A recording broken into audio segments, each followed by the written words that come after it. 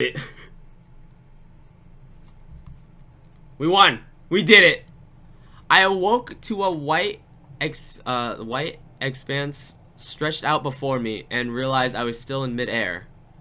I almost seemed like I was above the clouds looking down on the world below. Wow, I'm going at like 5 frames per second. What is that? Finally, the light from the Book of Shadows faded. Its power spent. Gah! I immediately lost my balance and fell through the sea of clouds, landing with a thump.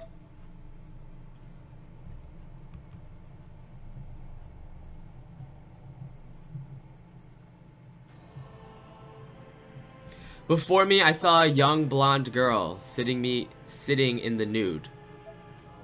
The entire area was so blindingly bright, though, that I couldn't make out who she was.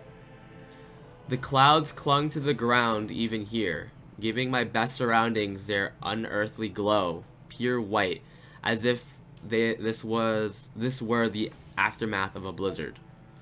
I could make out new details the longer I focused, and now I noticed that the girl before me had almost translucent blue eyes with no eyebrows. She was gazing transfixed at me.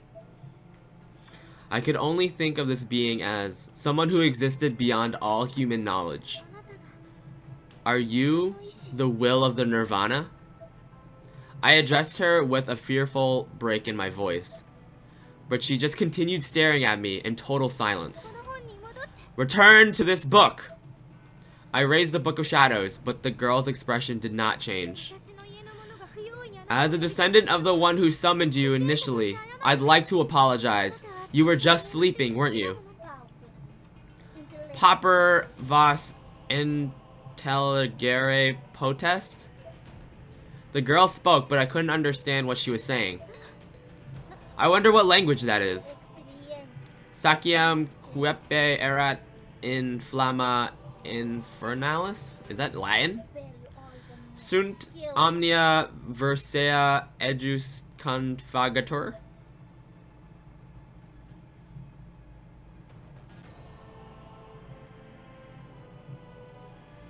The girl stood and began approaching me.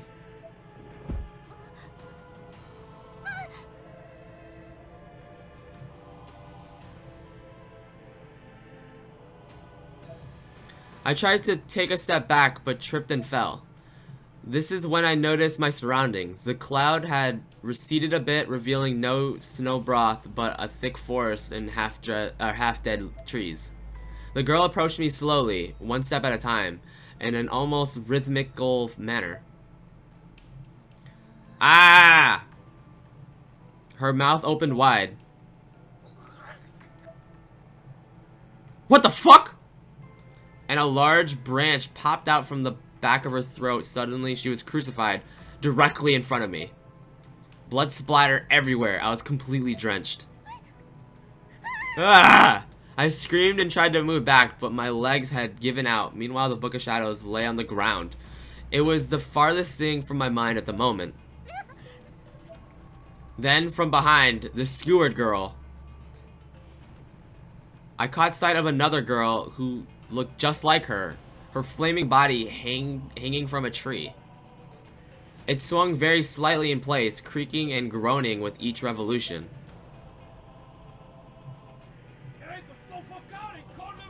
Alright, so these are the witches that were prosecuted.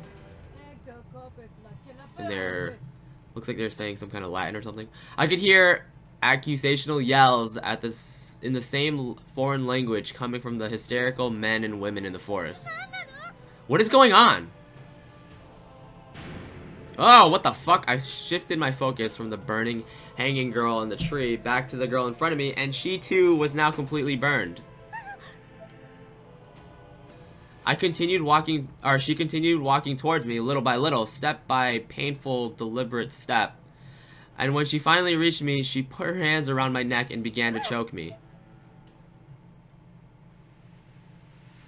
Thinking quickly, however, I grabbed the girl's arms, pulled her in, and gave her the biggest hug I could muster.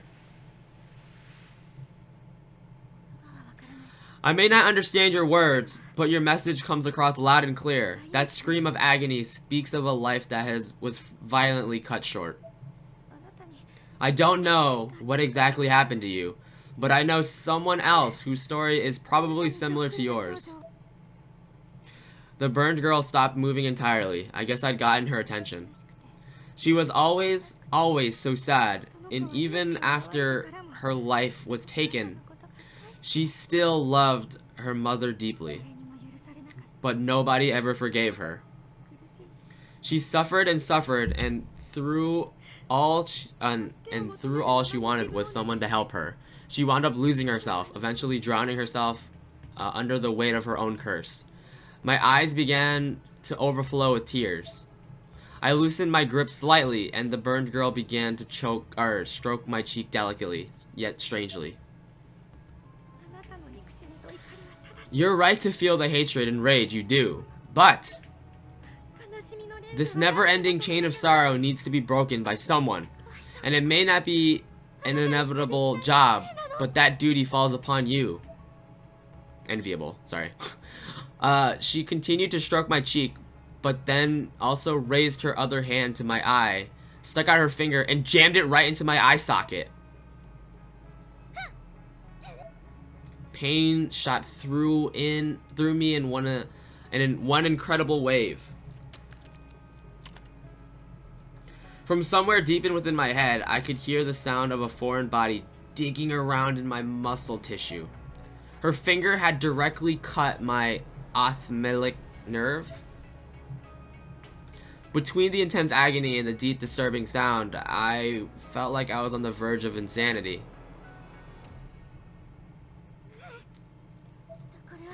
This must have been the same pain this girl was feeling. If I can't understand what she went through, I'll never understand her.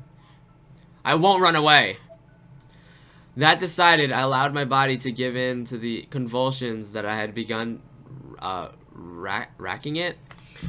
I was trying to consciously focus on the pain instead of focusing on the girl.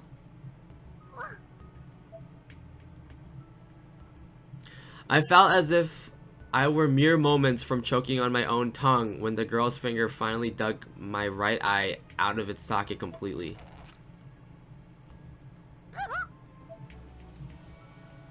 Words could not describe the extreme pain. I cramped up completely and began shivering. The girl then put the sticky, bloody eyeball in her palm and displaying it triumphantly in a view of my other eye for a moment before squeezing it with every ounce of strength she had. It still had some elasticity to it, so it expanded in her hand until its length had roughly doubled, but it could only take so much, eventually exploding into a milky white and red goo. Yet, I still refused to show any signs of intimidation. I did not react. I waited until the girl's eyes met mine and then flashed her a soft smile. She looked genuinely puzzled, and then she threw herself at me and our lips met.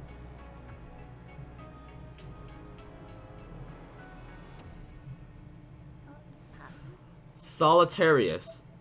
I hugged her once more in spite of my trembling arms.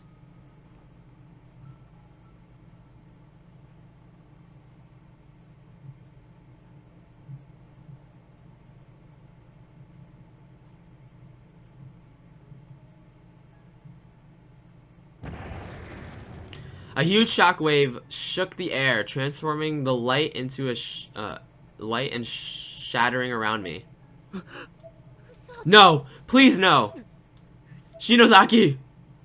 I could hear Kishinuma and the others yelling out in shock and having witnessed everything from the bottom of the stairs. Aiko was there too. When the light settled, I was standing at the top of these majestic red stairs, which had now reformed and stretched down below me to the remnants of the heavenly host. I held my exploded right eye in my hand and the Book of Shadows in my left.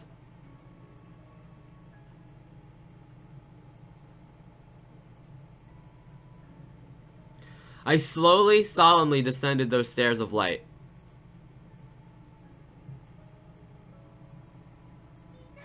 Guys! Shinozaki, you're okay! Class rep! Shinozaki, your eye! You're injured? I'm alright. It's a small price to pay for helping that girl move on. The Book of Shadows in my hand had a white sheen to it now. I gave a weak smile and slowly formulated in my mind the exact words I wanted to say. I'm sorry, everyone. I know I've put you through a horrible mess, and no matter how many times I apologize, I know it'll never be enough. What I did is unforgivable. But I won't let you guys get hurt anymore. I'll protect you from here in this nirvana. What are you saying? Did something happen, Shinozaki? This doesn't seem like you. Don't worry, I'm okay. I've just resolved to protect the people I hold dear. For real this time. Hey, Shinozaki! Kishinuma seemed especially perturbed by this resolution. He must have thought I was on the verge of sacrificing myself for the greater good or something. And rightly so. But the section of the floor where I stood was up too high for Kishinuma or any of the others to reach me. They couldn't stop me. Not anymore. Shinozaki. I'm a descendant of the Shinozaki family too. So, just like Sachiko, I'm going to swallow this nirvana and seal it away. Like Sachiko? You can't possibly. No. I'd been too embarrassed to look at my friends in the eyes while informing them of this. But I knew I had to now. It was my last chance. I looked at them, cheeks a little red. I guess this is goodbye. I giggled as playfully as I could. Enough with the bullshit, Shinozaki. You've been through enough already. Don't do this. Kishinuma was downright hysterical. But I still kept the same bright smile on my face. I wouldn't let go of it no matter what. It's not all bad, you know. I saw in Yoshi's memories, before Heavenly Host was made, that Sachiko sealed away the nirvana, the person it was created for, whose existence had already been erased, was able to get it back.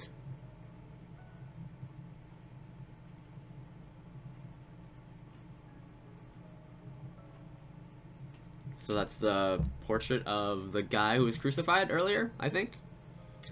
But let's see what's going on. His existence? You mean I might be able to do the same for Shinohara, Suzumoto, and Morishige, and Miss Yui. I might be able to at least put everyone's memories of them back where they belong.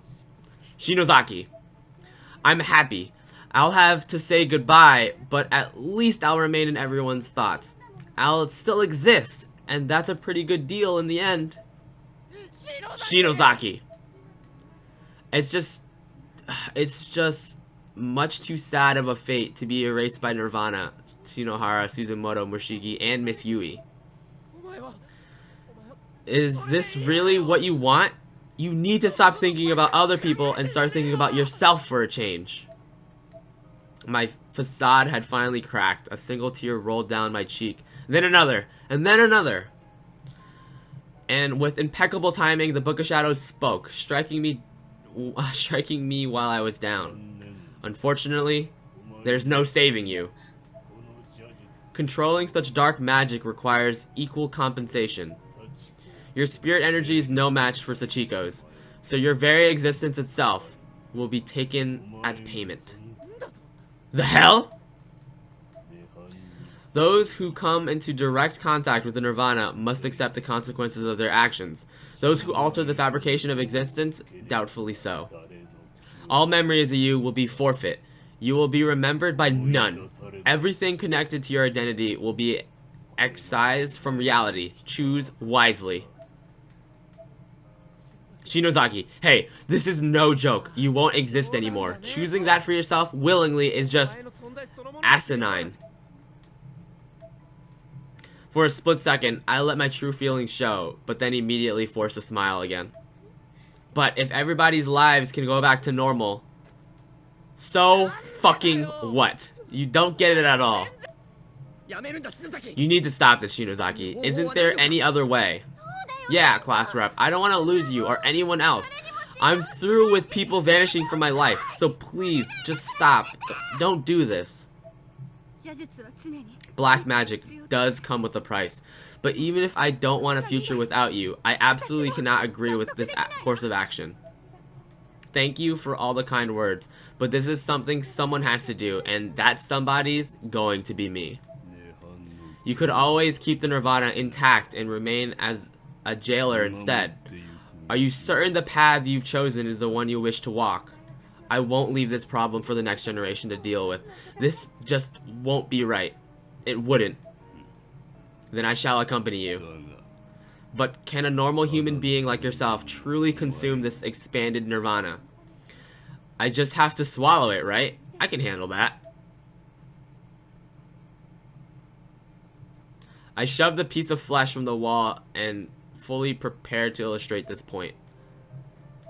Without thinking too hard about what I was doing and ignoring every impulse of my body, I shoved the fetid meat into my mouth and chewed it and gulped it down. Alright.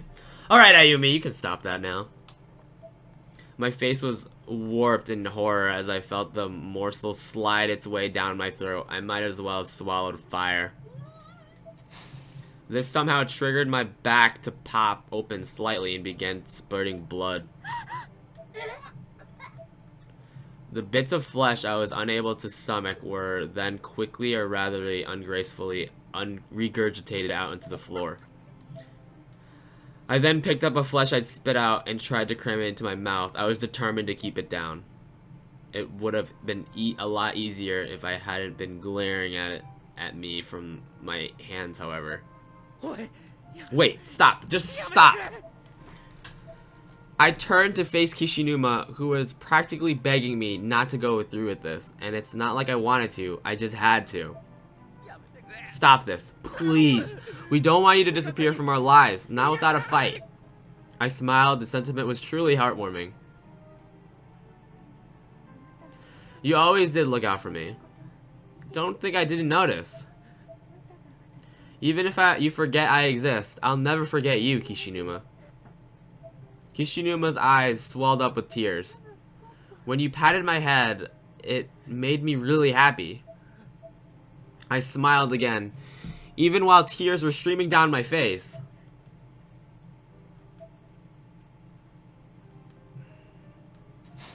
This time, after swallowing the wall meat, blood began spurting from my head. Yet finally, my actions seemed to be having an effect, as the wall in front of me began to fizzle away into a blood-red mist, ultimately vanishing before my eyes. Stop doing that! God damn it all! Kishinuma collapsed to his knees. Another shockwave rocked the whole of the dimension. It was so enormous that the ceiling fell in and nearby wall began to crack. Whatever rickety parts of the skull were left had begun crumbling around us. You're really something, Ayumi Shinozaki. Let's get out of here while we still can. Come on, get up. Do you want her death to be in vain? It's not like we can stop her either way. Not from here. Let her do what she feels like she has to do. She's the successor to the Shichiko bloodline, and it's her right. I'll never forget you, Shinozaki, no matter what. Big brother, and Satsuki, you're okay? Hey, she's up. Yeah, though Satsuki's still out cold. Get your asses moving. Do you want to be eaten alive alongside the Nirvana? I'll leave you behind if I have to. Yoshiki, let's go. So is this how it's gonna go? Wow. Before he left the area, Kishinuma looked back one last time, but I was out of sight by that point.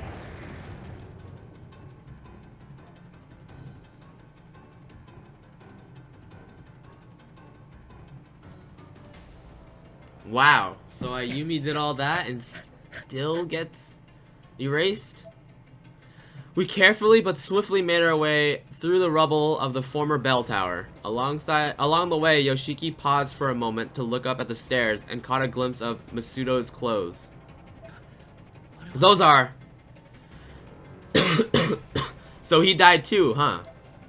It It was only a moment's distraction, however. Yoshiki, like the rest of us, very quickly continued on his way. Wow.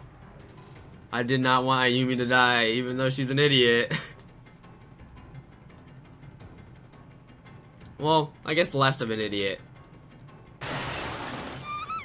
Yeek! Yuka! Big brother, I'm scared. It's just a little further. We can make it. We have to hurry. Where's Magari? Yoshiki got the follow-up, but instead just stood there. He wouldn't take a single step. Kishinuma, what's wrong? Naomi, still on my back, saw Yoshiki's motionless form and knew something wasn't quite right. Is she just going to be erased from all our minds? Huh? What's going to happen when she eats the entire nirvana? Will the world actually be able to go back to normal? He seemed to be caught in the loop of doubt.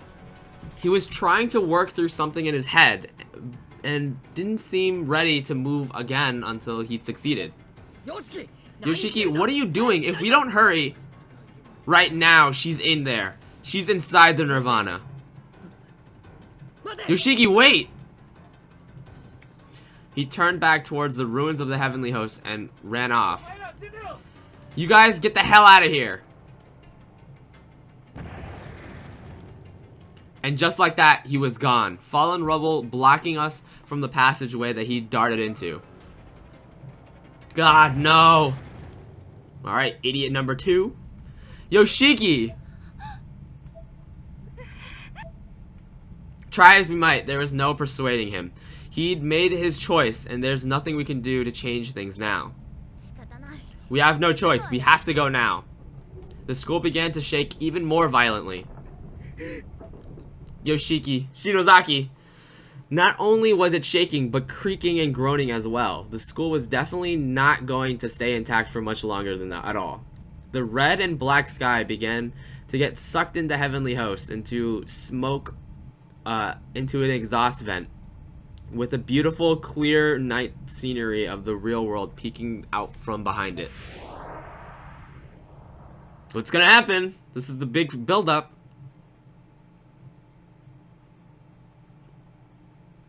What's gonna happen with Yoshiki and Shinozaki? Opulence.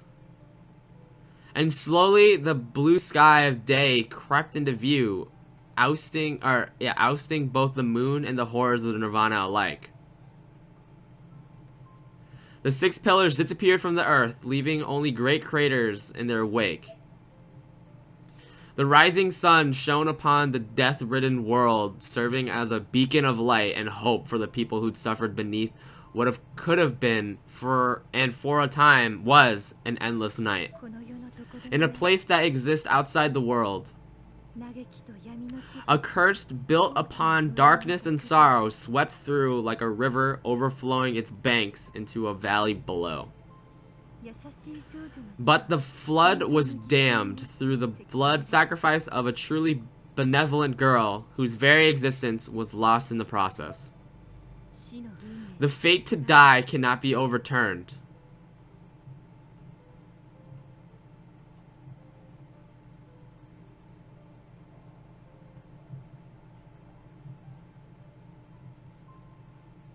So that's Ayumi. Oh wait, she's back.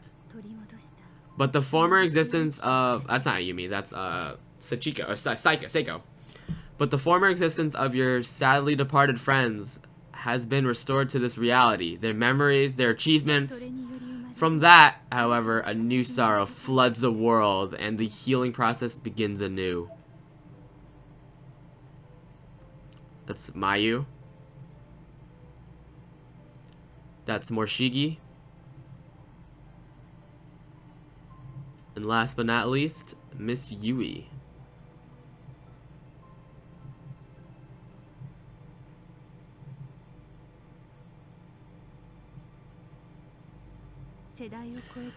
The baton of Guardian has been passed down from one generation to the next. And somewhere in this world, I'm certain she must still bear it, protecting us all from deep under cover of night. So not only her face was gone, she's just completely gone. She just doesn't exist. She's been erased from our memories. However, so wherever she is, there can never truly be any communication between us again. But in this future where countless worlds and fates have merged. Naomi, food's ready. Coming. With a sigh of relief, Nakashima stood up and left her room.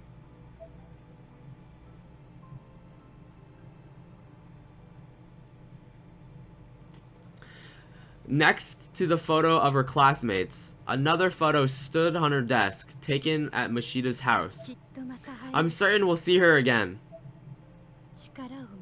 Hold the pride of the protector of the power in your heart.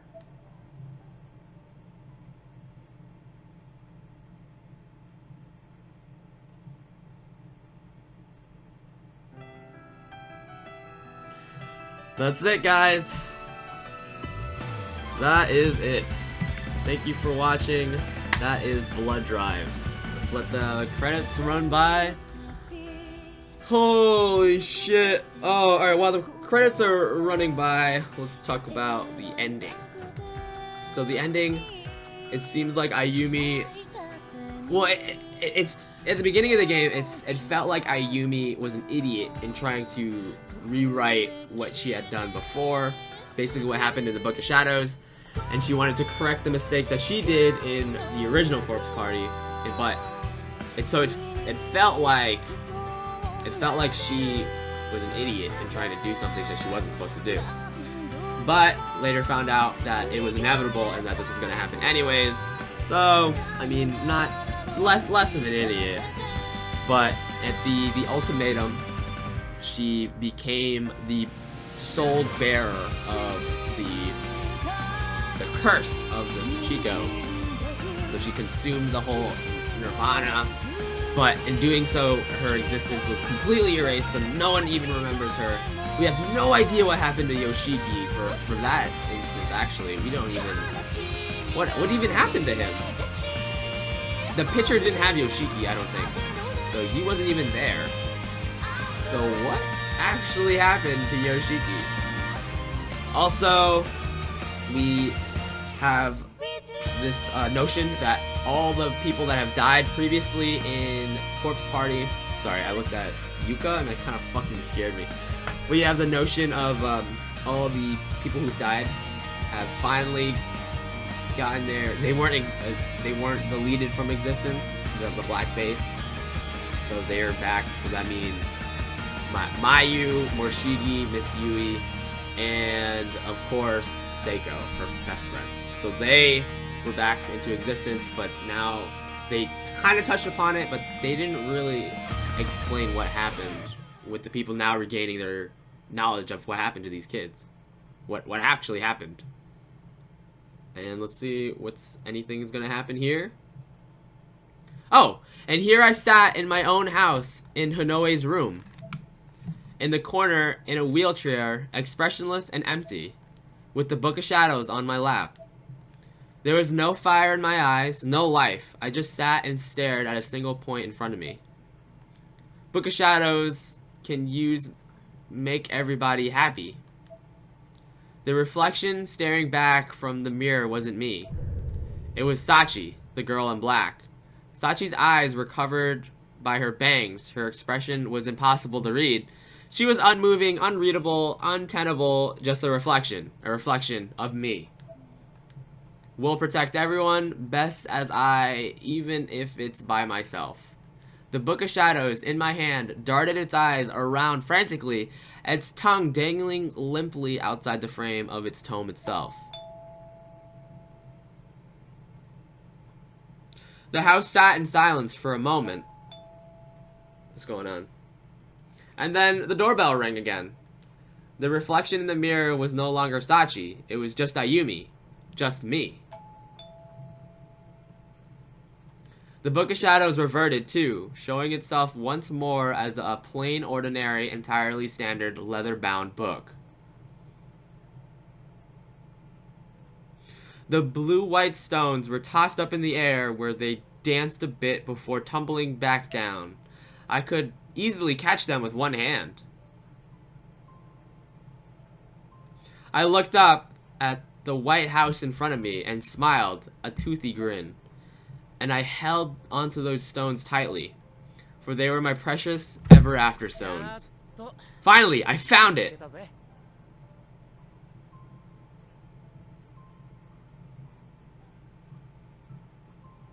Wait, what the fuck? Does that mean they're gonna come back? Maybe her existence wasn't erased because Yoshiki was there. And now he's got the Ever After Stones and he's gonna take them back. But does that mean that he's gonna be bringing back a person that doesn't exist, or what? Oh, these are so many questions. EVP entries for Yoshiki Kishinuma have been unlocked.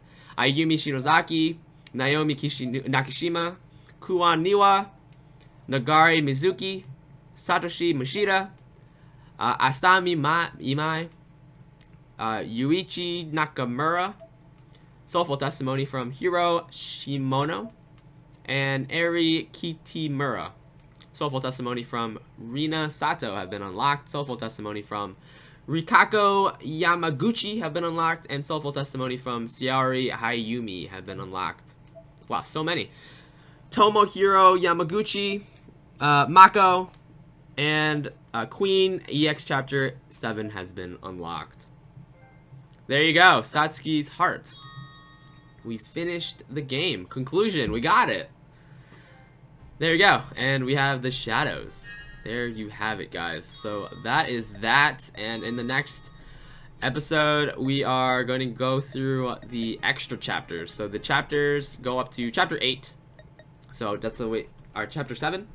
So that's it for this episode, guys. Thank you for that. That was the complete playthrough of the main storyline for Corpse Party Blood Drive. I hope you enjoyed our journey, and thank you. I enjoyed playing the game, and I hope to see you guys